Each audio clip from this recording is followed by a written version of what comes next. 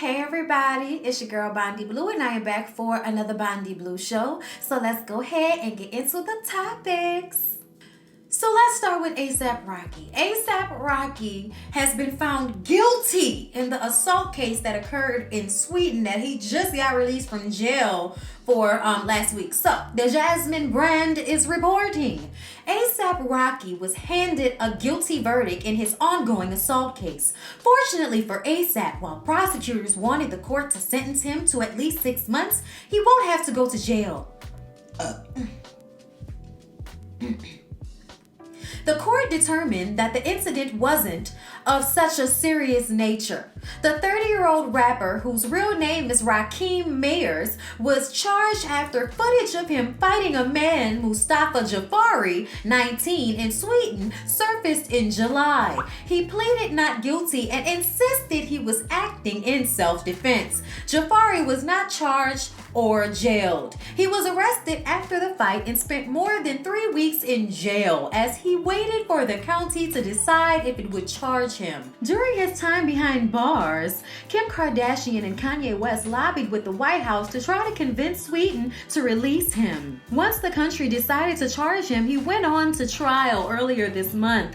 While he was allowed to return to the U.S. once the trial wrapped, he has now been found guilty just days later. He said over the weekend before the verdict was handed down, and I quote, "I just want to say once again, I'm so effing happy to be here. I know y'all was praying for me. I'm gonna need y'all to keep praying for me. Hopefully with God's will, I'm not guilty. I get the verdict on Wednesday, so I need y'all to keep praying for me. Hopefully we ain't gotta go back to jail or nothing like that, nothing crazy. I don't got nothing against Swedish people because they were protesting right outside the jail. It was people from Swedish jails writing me. Held it down. This is an unfortunate event and I'm just trying to stay blessed. Hopefully I'm not guilty, so pray for your boy." So yeah, ASAP is basically out of trouble. He'll probably have to pay some fine, come back for some bullshit, court situation, but he'll probably pay his way out of this situation. The courts feel like it wasn't that serious of a situation. It was not that serious of a situation, but I do feel like he needed a set that ass down, and this was a set that ass down. Okay, so we're happy you're out, ASAP.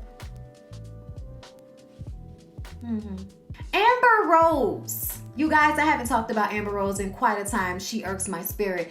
But she has decided to cancel the slut walk. Let's read. Mother has a few things to address and is removing several toxic friends. Amber Rose, real name Amber Levenchuk, 35, opens up on social media about how she has dealt with 20 individuals whom she considered friends. Girl, if you think you can have 20 people that's your friends at one time, girl, you ain't grown enough, okay? Because I'm telling you right now, you could be around a whole bunch of people and they can absolutely be cool with you. They can mean well for you. They cannot be your enemies, but that does not mean that they are your friends, okay?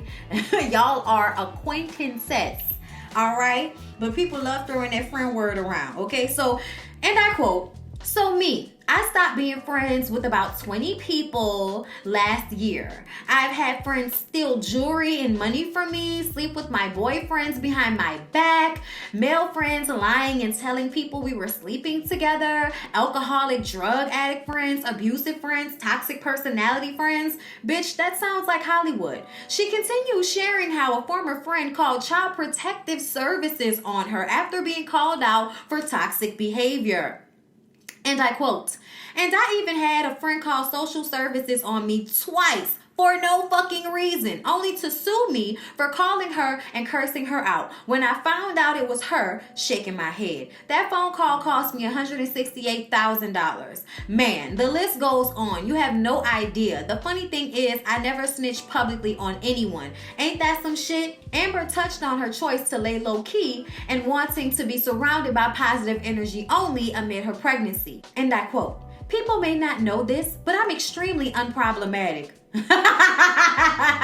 Bitch, who told you that? Who told you that? Girl, I guess. I don't start fights. I don't do drugs. I'm as sweet as pie and constantly get walked all over. I'm so happy God has blessed me with a new baby and an amazing man to help me through all the turmoil. That's why I've been laying so low during this pregnancy. No toxicity will be tolerated over here, only positive vibes. Fuck fake friends and their weirdo shit. I'd rather just have my family and my team. In addition to the turmoil in her life, Amber says her annual slut walk has been canceled. P.S. This is also why I'm not having my slut walk this year. Sorry, I just have to protect my energy and peace. Rose has been raising awareness for the slut walk movement since 2015, hosting festivals in Los Angeles over the years in hopes of ending victim blaming and rape culture while empowering women. Oh, is that what she's been doing? Okay. Is that what she's been doing? Okay. So I've never agreed with her slut walk because I have always felt like she's fucking confused about what she's trying to promote. Okay, like the victim shaming thing, like we're all here for that. Don't get me wrong. Like, but the way she has put herself out there like that, like everybody feels like there are no consequences. And I feel like even though shit shouldn't be the way it is that way. So until we can really like change things, I'm gonna need for everybody, and I feel like that's a utopian world. You will never be in a world where men are complete and total assholes. You will never be in a world where men don't take advantage of situations and don't like to blame women for their behavior. So don't get me wrong, Amber Rose and I see each other on that, but I still feel like the way she puts herself out there is a representation of something broken. And when other broken little girls see that, they take it on as what they should do. Oh, she's selling herself naked on pictures on Instagram. I should do the same thing.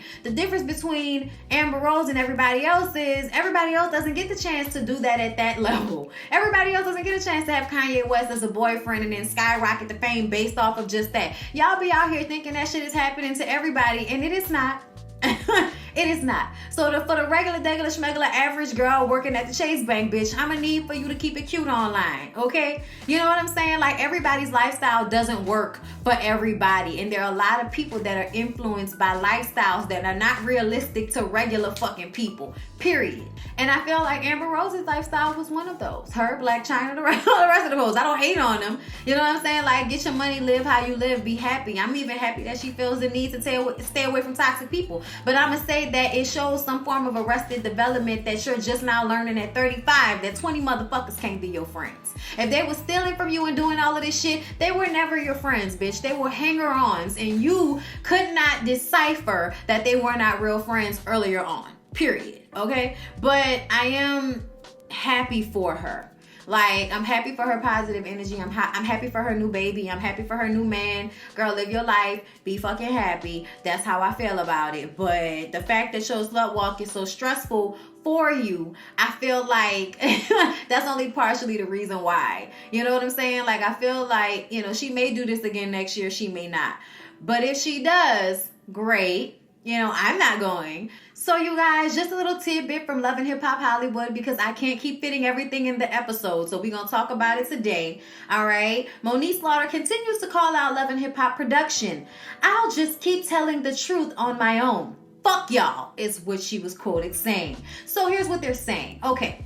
So the second episode of the newest season of VH1's Love and Hip Hop Hollywood aired last night on the 12th, okay, which was Monday, not last night. And Monique Slaughter is just as dissatisfied with it as she was with the premiere. Last week, she offered lengthy reasoning for why her scenes were improperly edited to make her seem more invested in the relationship between her son's father, B2K's Lil Fizzle Pop, and his bandmate's baby mama, April Jones. Monique threatened to abandon promoting the show unless production held an emergency meeting between the three of them. In last night's episode, Monique and April were shown burying the hatchet of their Instagram blow up, but Monique's band and music were completely cut from the scene, triggering this social media response. And I quote, VH1 better start telling the truth, or I will. I said the only way I'd even entertain Dumb and Dumber was if my music was at the forefront. My whole ass band was in that scene. We didn't hear a lick of music in both of those green screens. Y'all took answers to completely different questions and put them in places where I refused to read what was on the paper. So, I've officially completed season 6. If you'll cut that and manipulate my green screen answers, that means that the rest of my music has also been cut and I'm about to look like I give a fuck and I don't. So I'll just keep telling the truth on my own. Fuck y'all. In another scene with Lil Fizzle Pop and April Jones talking in her kitchen, they revealed that he moved in with April to store his belongings while on the Millennium Tour with B2K. This is in direct contradiction to the tea Moniece spilled on Hollywood Unlocked.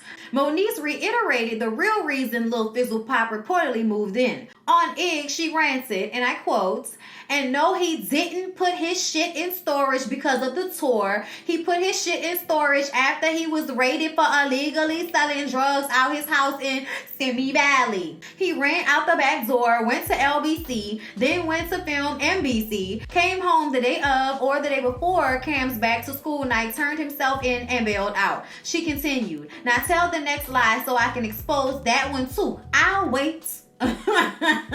So y'all, Moniece is going to be planning to correct the editing that is being done on the show the entire season, and bitch, I am looking forward to it, okay? I want to know. Let me know what the real story is, Moniece. Girl, I'm here. Holla at me, girl. You know I love you. Moniece has said this stuff before about, Lil Fizz. And I'm not gonna not believe it. That nigga is always high. And the fact that he's never, talked about that makes me feel like it's probably true. And the fact that Moniece doesn't really lie like that. Like, 9 times out of 10, she's telling the truth. She's been saying they was fucking this whole time, and everybody kept saying she was lying. And oop, guess what? They was fucking. So, I'm gonna just go ahead and believe what Moniece had to say. And we just are gonna wait and see what else is going to be lied about on the show and how it's going to be corrected by Moniece right after on Instagram. I'm excited. Did I say that? I am.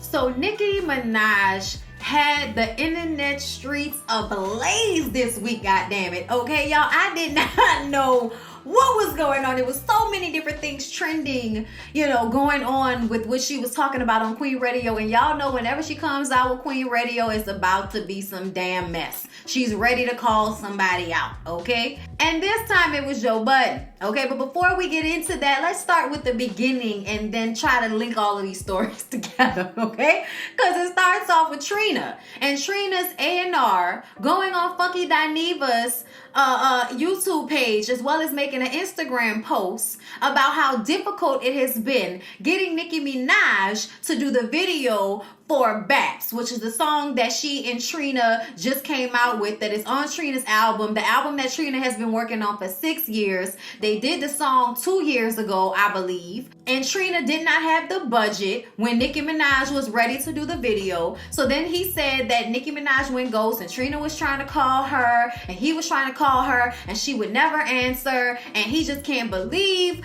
that she was acting this way because they were supposed to be friends and people had warned him about her. His name is Reginald Saunders, the A&R rep for Trina, who is saying all of this. He says that he refuses to hold his tongue about what really happened with the Baps video and why that didn't happen. He even admitted when he talked to Funky Dineva that they didn't have the money. So when Nicki Minaj addresses this situation on Joe Budden's podcast, she says that they didn't have the money. She was asking, when are we going to do the video? When are we going to do the video? Let's do it now while I'm out here in Miami because, I might be gone and then I'm busy and you won't be able to get me again. Well, guess what? Trina has been having problems with getting money together for this album for years, which is why it took so long. Okay? But the thing that I felt like was shade was the fact that Nicki didn't promote the single on her main page. She shared it in her stories and then it was gone. And then she does the Hot Girl Summer song and she does the live where she and Megan Thee Stallion are basically eating each other out.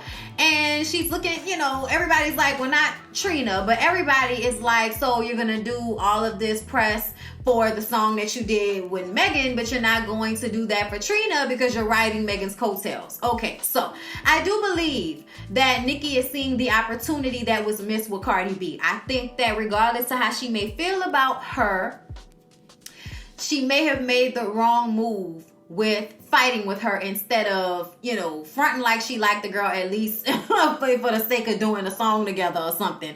But I guess that just wasn't, you know, in the books for that to happen. But she and Megan have Hot Girl Summer. I love the song. I think it's a great song. I love Nicki. I say that all the time. Nicki is one of the best rappers ever. Nicki's problem is that she gets in her own way. She wants to be right so bad to the point that when she did do her interviews and talk to Joe Budden and then on the Queen radio show, there is no accountability. There is no accountability. I will always go back to what I feel happened between her and Cardi. And what I feel like happens a lot with her. First of all, Nicki, you are very talented. You have brought so much to the table. You are on a level of which none of this shit should even be an issue. Like, we shouldn't even be talking about motorsports still. Okay? Because first of all, I'm gonna just go ahead and tell y'all right now, that first interview she did on Queen Radio with Joe Budden was her doing nothing but screaming and hollering and shutting down Joe, saying that she did drugs or she was on drugs. She was trying to make the point that, nigga, I have done drugs, but I'm not on drugs. And okay, like, that's fine. I guess she kept saying that, did your mother raise you to tell people that they on drugs that you ain't never even met before? He's like, so I never met you before? She's like, you know what I'm saying? Nicki Minaj keeps a book on the side of her bed or notes that is long as life inside her phone, where she clocks everything that people say about her that is negative, so that when she gets a chance and it's time to release a project, she can then, or when she's getting ready for anything, when she's about to promote anything, she's going to come out on Queen Radio and address people and talk shit, and then that's going to bring attention to the song. The song will pop, you know, the barbers will buy all of the music, and it'll go great for her. Like, I feel like she's very smart when it comes to marketing and doing the ploys and all of that, but then don't get on the fucking radio and be mad at other people for doing the same thing. And I agree with a lot of the things that Nicki was saying, that whenever she stands up and defends herself against the shit that people say, everybody wants to call her bitter and call her an angry black woman. And I'm not about to go with that narrative. But bitch, at the end of the day, you don't take accountability for any of the shit that you do wrong. And that shit is annoying to me. Because I feel like it's so simple to be real about it and let somebody talk in an interview without screaming over them. But we got more of a real interview out of her when she went on Joe's show and she kind of let him take the reins over a little bit. But it was still a lot of yelling and screaming and hollering at people and not letting them talk and not let them prove their point, because she has to be right so damn bad. And that annoys me. Because you don't have to be that way. You don't even have to be having these conversations with these people. The fact that you even give a fuck about what they say. But I do understand her frustration that when people lie on you, they form a narrative. And when they keep saying that shit, that forms a narrative even more. But Nicki, let's be honest. You wanting to marry a nigga that has all of this past and none of the access that you do. He is not on the same playing field with you at all. You want to marry that nigga is questionable as shit. Like, first the fuck off, okay? And then let's not even add all of the times you have like gone off and tripped out of it. Like, what about the Jerome Trammell shit? Like, you send your fans after people all the fucking time and then want to sit up there and cry about how, you know, you don't bully people and I'm a person and I'm a real person and y'all saying shit about me. And it's like, well, what about when you send your barbs after people? Like, y'all didn't got people's personal information, phone numbers and addresses and shit, and put that out. You have like incited your crazy ass fans to do shit like that, Nicki. So don't sit up here and act like you ain't done that shit too. And that's what I don't like. It's a lot of hypocrisy. But Joe Budden is full of shit. Joe Budden did need to get screamed on. I thought that was funny as fuck. It reminded me about when she was screaming about Harriet Tubman going to freedom. Okay? So there were parts of it that I totally agreed with her. And when she explained what was going on with Trina, I felt like if y'all friends like that, you should have put the damn song and her album on your page. Like, how does it hurt that you would have done that for her? But at the same time, this is business. And if she wants to be paid for that, I can't be mad at her about that. I can't be mad that she wants to be paid to do promotion on her Instagram or on her social media. I cannot be mad at her. But if y'all claim to be friends, this shit shouldn't have even been an issue. But But I finally saw Trina's live, at least the clips that mattered, and she came out and said that she and her team dropped the ball. It was a money issue. That's why the video didn't happen. She doesn't blame Nicki. She doesn't want anybody talking bad about any of the people that were featured on her album, because people really came through for her and worked with her based off of the relationships that they have with her and how they feel about her music. You know, people. Trina is one of the most underrated. Like, somebody that's been in the game for a long time, that has successful albums, that has, you know, hits. Like, I don't care what nobody says. Trina's first 3 albums were the absolute utter shit. Like, I could listen to them albums from beginning to end without skipping a track. Okay, the first 3. Now after that, you know, it's come and go. This last one, the one I've been listening to it, I have to listen to it a little bit more, but there are some songs on there that I like. Okay, and she giving you a little bit of new school and old school, so we can get some real spitting going on, because I want the spitting that Trina likes to do, the aggression. Okay, that's what I want. Okay, that's what I love her for. So Trina corrected the whole A&R situation. That's been put to bed. She came out and, you know, defended Nicki, said it wasn't her. And when I was listening to Nicki talk about the Trina situation, it did make me feel, even her tone of voice, it did make me feel like it wasn't the way everybody was making it feel. You know what I'm saying? Like, it is about money. It is business. And if that's how she chooses to handle her business, that's fine. You know, and I believe Trina probably felt the same way. Like, you know what? I'll take it on the chin. It's whatever, bitch. It's fine. But I ain't about to let them, you know, talk about you bad. We all know it was really about the money. And that had been the issue for the longest. We're trying to get that album out. So that was answered. So back to Joe Budden. He's on the show, and they're talking about the motorsport situation, and she wants him to know that when she comes out and corrects something that they're saying, stop fucking lying about it. And he's like, bitch, we could not believe you if we want to. And this is true as well. Like, Nicki is really cheeky to me, because you want to get on your radio show and talk shit about people and then get upset when they do it to you. And it's just like, come on, girl. Like, she threw shade at Cardi, she threw shade at Safari. She was like, you know, when Charlamagne was working with my ex, who was trying to be a rapper and had to like link himself to me in some way. Like, she played the shit out of, you know, Safari just then. And she mentions not having to get on a reality show or be popping on Instagram. Like, she just mentions not having to do all the things that Cardi supposedly had to do. I mean, she did Instagram and a reality show, but the going down on the DJs, we don't know if she did that, okay? Like, you get it how you live. You can't be mad that somebody, you know, got hurt or got popping off of Instagram instead of getting popping off of DVDs that they was putting out back in the day, how you started popping. Like, you know what I'm saying? Like, it's just, why hate on the way that she's had to get out here? Because I feel like now she's putting out quality music at the end of the day. That's how I feel. I like her music, Cardi's music, and I like Nicki's music. But for Nicki to like constantly be pointing out, I write my own raps, because everybody says that Cardi doesn't.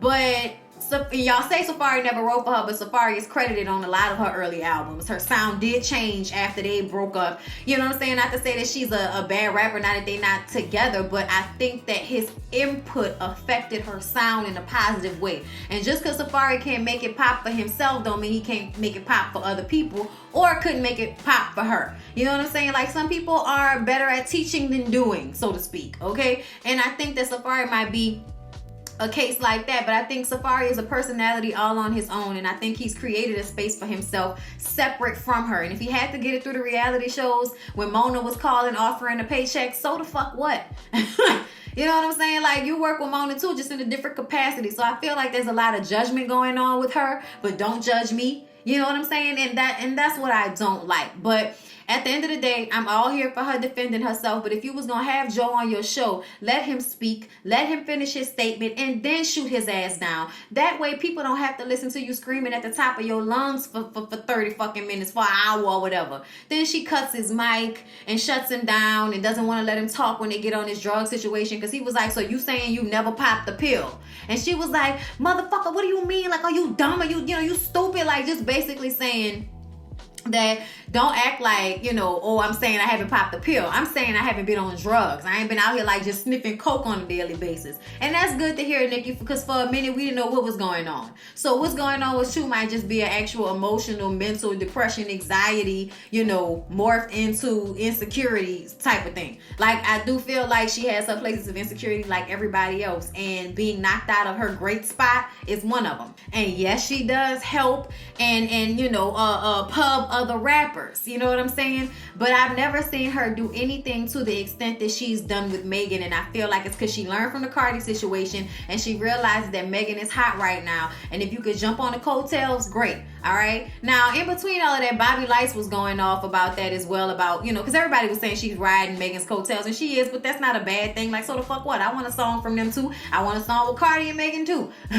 Shit. Like, I'm not mad at any women that's coming together to do music together. I'm not mad at that at all. I love the song. She sounds great on it. Nicki sounds great on it. So I'm happy about it. Now, the Breakfast Club and they sarcastic fuck asses. Okay? Let's talk about this DJ Envy situation. So DJ Envy boycotted Nicki Minaj, and I remember not really feeling that shit at the time neither. Like, what you boycotting her for? Like, I get it. Like, she come in the studio pissed off at Self because they said that Cardi, Self was interviewing Safari and said that Cardi was a good rapper, and so now she's mad. She comes up to the station and she threatens him, and now, you know, Envy is on the radio acting like a bitch, talking about she is banned because you don't, you know, disrespect none of the DJs and all of this shit. But then when Baby comes up there and tells you that he gonna fuck you up, or, you know, he gonna meet you on the street, you ain't got nothing to say. You know what I'm saying? So it's like, keep that same energy, my nigga. Like, Envy works on my nerves, and Charlamagne does the annoying shit that he does to incite anger out people in interviews as well. But they were really like being sarcastic and shit, and I thought it was hilarious. But they were mad, and this is what Lovely T said, that Envy was mad, and he did that because she went and gave Hot 97 the exclusive, and y'all know that Breakfast Club and Hot 97 have been feuding since the beginning. So yeah, it's a lot. It's a lot with this, okay? I'ma just say, overall, Nicki hates on Cardi. Don't care. Like, you hating on her. Because, like, at your age, in your 30s, bitch, you shouldn't even be looking at it like that. However she had to get it, that's how she got it. You got it how you got it. Like, respect where everybody is at and move on. You know what I'm saying? So the fact that she still got so much shit to say about that, I feel like that's the shit that make you look like you bitter about possibly being knocked off your spot. But you will always be Nicki Minaj. You will always be the bitch that reigned for like 10 years, okay? Without any real competition. That was you, bitch. Like, just make your music and shut the fuck up. Like, not shut the fuck up for real. Like, have your shit to say. But what I mean is stop worrying about all of this shit. Like, stop worrying about this shit. Like, I'ma just say what somebody else said, and I know people hate when we say this, but Beyonce would never. Bitch, we recognize you as being on that level. You do not need to argue with commoners. Joe Budden is a fucking commoner. You think more of him than he does of himself. You think more of him than a lot of us do because you value their opinion so much. So when they say something against you, you like take it to heart and want to fight and argue and fuss about it, when at the end of the day, you play these niggas dust and still do you. It is what it is. You know what I'm saying? Like, that's just how I feel about it. But I do understand from her standpoint. You are a human being. People say shit all the time, and every once in a while you gotta let loose and go off on that ass so you can feel better about it. Fine, I get that. But you still a hater. But all in all, Nicki is calling out Joe for doing the same shit that she does, having temper tantrums. Y'all are both children. It was entertaining to watch y'all spar, and it was successful for both of y'all's, you know, business ventures, I'm sure. Like, Joe's podcast is definitely shot through the roof, probably more than it already has. I'm sure Joe already does well, but I'm sure that was even better for him. Because, bitch, I went and listened so I could find out what was said, okay? She couldn't wait to get out there after they had finished talking. Are we done? Can I go now? Like, bitch is ready to go home, okay? Well, y'all. It seems as if Gloria Govan and got her kids back. Y'all remember I told y'all that custody was given to Matt for a little while. So let's read what Rhymes and Snitch is saying. Last year, retired NBA player Matt Barnes was awarded primary custody of his twin sons with reality star Gloria Govan. Gloria has regained her custody rights. According to reports, Gloria and Matt finally settled their case and will split legal and physical custody of the twins equally. The boys will spend alternate weeks with each parent, and the former couple have agreed that attending events for the children would not constitute a violation of Matt's restraining order against Gloria. Gloria will receive $9,983 a month in child support, a $2,500 increase, and Matt will pay Gloria's $15,000 legal bill. Matt recently fathered a son with model Beverly Johnson's daughter, Anansa Sims, Anansa, whatever it is, but they go together and they cute. I'm glad this has been rectified, because the last time we talked about them, she got her custody taken because she was chasing him in the car on the highway because he took the kids. It was his week, not hers. And then she showed up like, well, I'm taking the kids. And he was like, no, the kids are going home with me. And then she followed him and cursed him out and blew a horn until the police got involved. And then she got her rights taken away momentarily. But I'm glad she got them back, because she is the, those boys' mother. Hopefully she ain't that fucked up. But, I'm happy for them, because that situation is just so nasty and it's been ongoing for so long. Thank God they finally settled it. For the kids. And speaking of other tumultuous relationships, Phaedra keeping Apollo from seeing the kids? Are they? Let's read. Former Real Housewives of Atlanta castmate Phaedra Parks' ex-husband Apollo Nida accuses Phaedra of keeping him from seeing their sons. In a post on Instagram, Apollo tells his sons, "Don't worry, we'll be together soon. No matter what, she can't keep us apart." And hashtagged it, "Fathers have rights too." Apollo is currently living in a halfway house while completing his 8-year prison sentence for fraud. I can just about bet that Phaedra is not taking them damn kids to a halfway house for him to see the kid. I can just about bet. I can also imagine that anytime he's not at the halfway house, he's with that woman, and Phaedra don't want that woman around her sons. Like, Phaedra does not make it easy for Apollo to see his sons, and we all know that. But at the same time, I feel like Apollo is repeatedly going to jail, and she needs to be somebody that can be understanding to that, because you married him when he was, you married him knowing that he was a convicted felon. He'd already been in jail. You were his lawyer, bitch. Like, I feel like there should be a little bit more give and take between Phaedra and Apollo. But at the same time, Apollo is a fuck up and Phaedra is the consummate, good mother. So you don't really want to tell somebody what to do with their kids, and I'm not, but this is just my opinion, that I don't like when women make it hard for men to see their kids. And especially when it comes to boys, I feel like they will miss out on something being kept from him. So it is important that that situation be rectified. And I hope that he goes through the courts and does whatever he has to do to make sure he can have some type of custody agreement with Phaedra, because I don't think it's right that she keep those boys away from him now that he's out of jail. But we'll see how it transpires. I'm sure we'll hear more in the blogs. Apollo is all over them every week. Somebody give him a fucking reality show already. All right, y'all. That's it. That's all.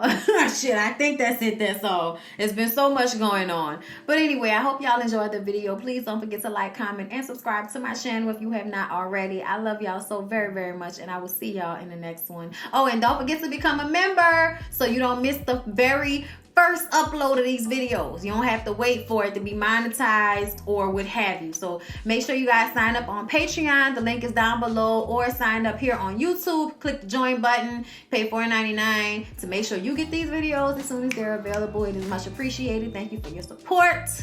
Now, I'll see y'all in the next one.